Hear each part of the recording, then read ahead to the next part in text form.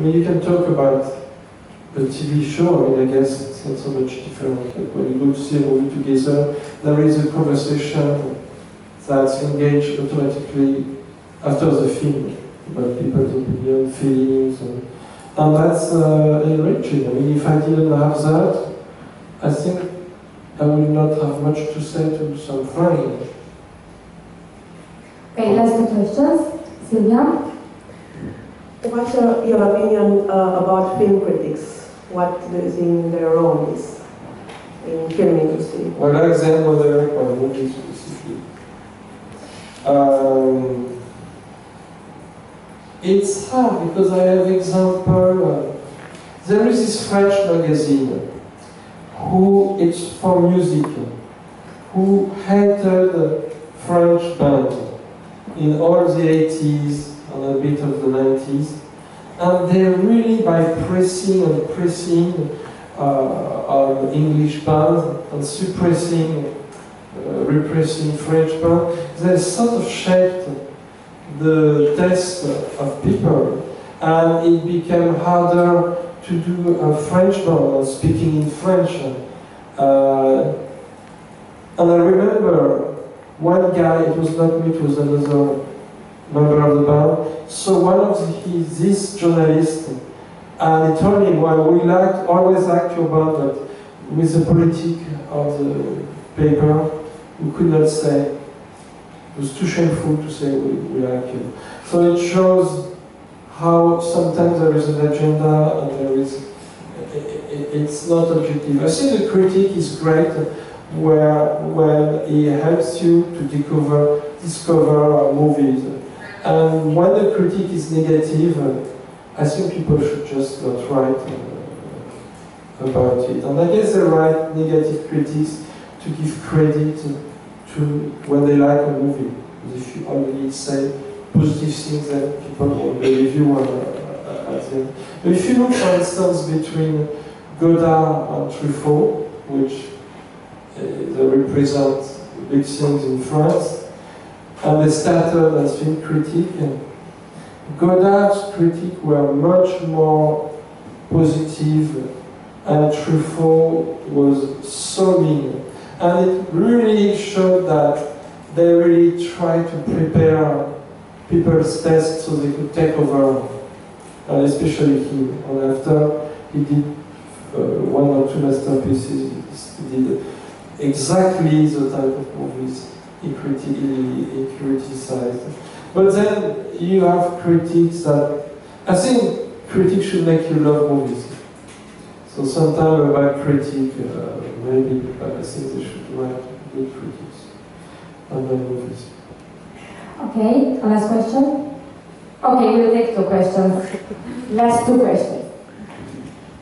Can you please tell us about one thing you learned about people that you discovered by doing films? Well, you mean the technicians or people in general?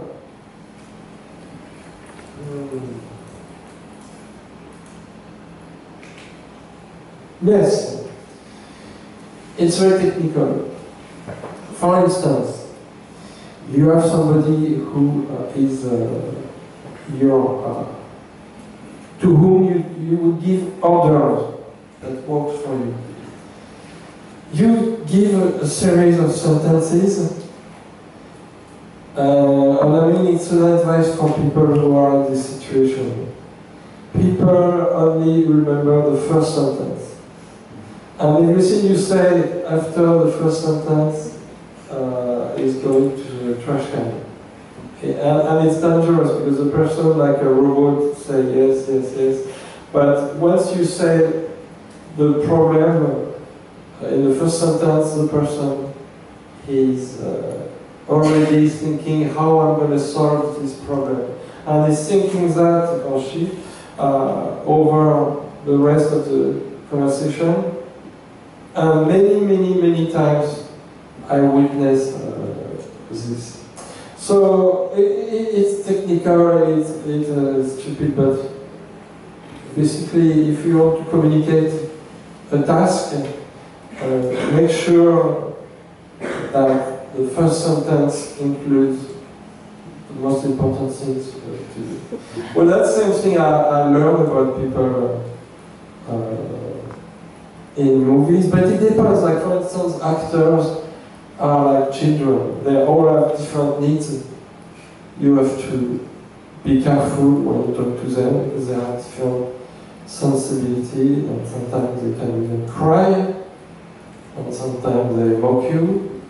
That one thing, but the prime actors are not really normal people, most of them.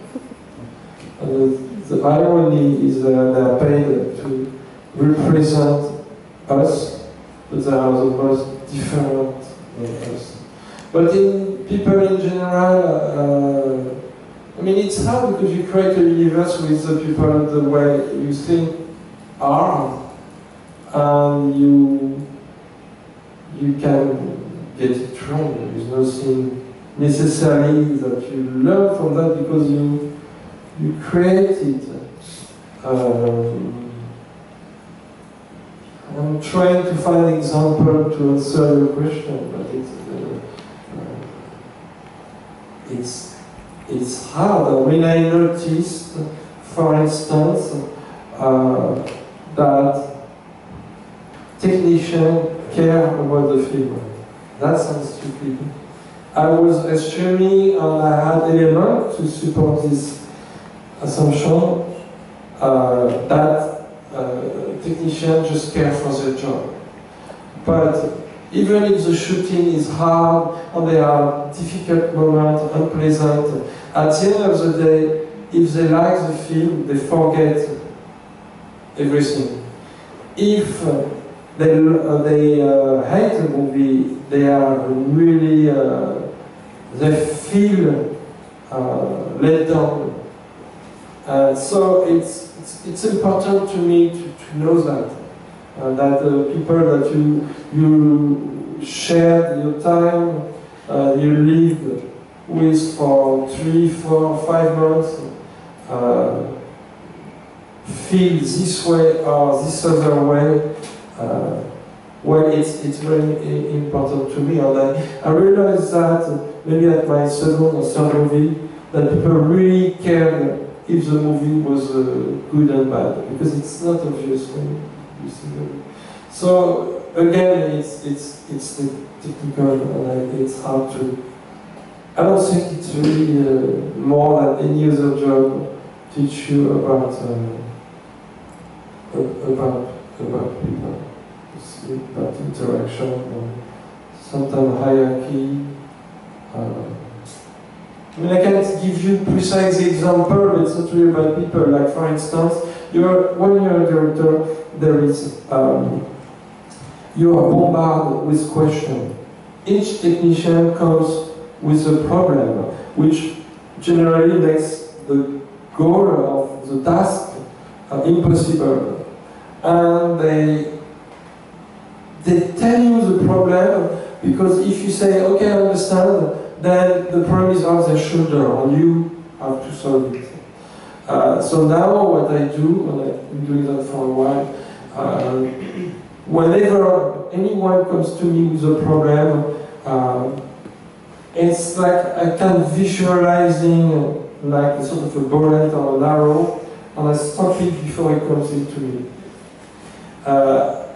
Well, to explain exactly what it means is like once you listen and care for the problem, then you're invested in the problem. You feel bad about it, you're looking for solution, and that's the reason there's one who's going to bombard you, throw other problem at you, and you have the same problem. If you refuse to let the problem go in you, you bounce back, and the person will have to work harder to solve the problem. But I don't know if it's very diminutive to define people by that. I can say to look feminist that women are as good as men, if not better, at all the jobs on the shooting. And more actually there are women doing anything, every steps, DP. I don't see the difference. Well, I guess that's learn that about people. I don't think I ever thought of the difference. I mean, there are differences, but not in this domain. I mean, I should stop here because it's hard to, as I said, I don't think making film give you a deeper insight of who people are. Yes, now we're going to have the last short question from Elena. Afterwards, we have to close this press conference, but we do encourage you to meet Michel Gondry today, later at the TIFF Lounge at the masterclass, and don't forget there are still 2 Q&As today, so you can continue and also there. Thank you. Thank you. Can you talk a little bit about the connection between creativity and maybe not depression, but anyway, a kind of mental fragility, because your heroes are not quite heroes, are almost like Don Quixote, if you want, even the superheroes. But they are full of crazy ideas, great ideas, childish ideas, full of creativity. Thank you. There is many different explanation or subject we can approach with this question. First of all, the creativity is automatically present when you're a kid. You explore the world through playing, dropping things on the floor. You can choose to maintain this creativity, this frame of mind when you become a worker, like making movies. In my case, the problem is people basically you are considered like a child, so people think you don't assume your responsibility, even if you do so. So that's one thing.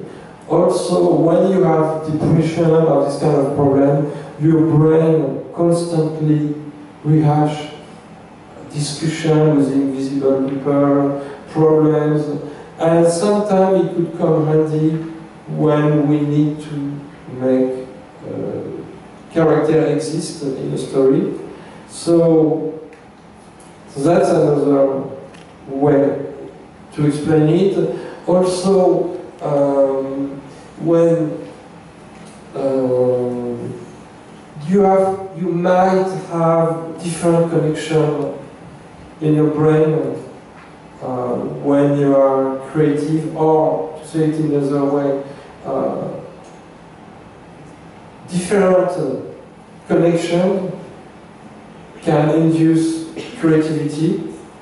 There are examples of people who've been through brain trauma, car accident, suddenly for no reason become super creative, like show incredible skills that they had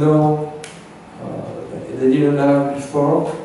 You can, for instance, think of this young guy who is autistic and can look at something, or for instance, he flew over New York with a helicopter for 20 minutes, and then on a piece of paper, big like half of this wall, he drew all the building with all the windows. So he has had a skill nobody has, like 1 billion, 7 billion. And that was related to his condition, so that there is a bit of that. But I'm sure some directors who make great movies are perfectly balanced, happy and solid. So it's not an absolute rule. And also when you are unbalanced, you have more problem in your sentimental life that give you material elements to construct stories. I mean, there is many reasons. And sometimes it's a bit embarrassing because when you are creative, you could be seen as a freak. So on one hand, you are worshipped, on the other hand, you can be really taken for an idiot. So that's a price to pay. Thank you a lot for being here today.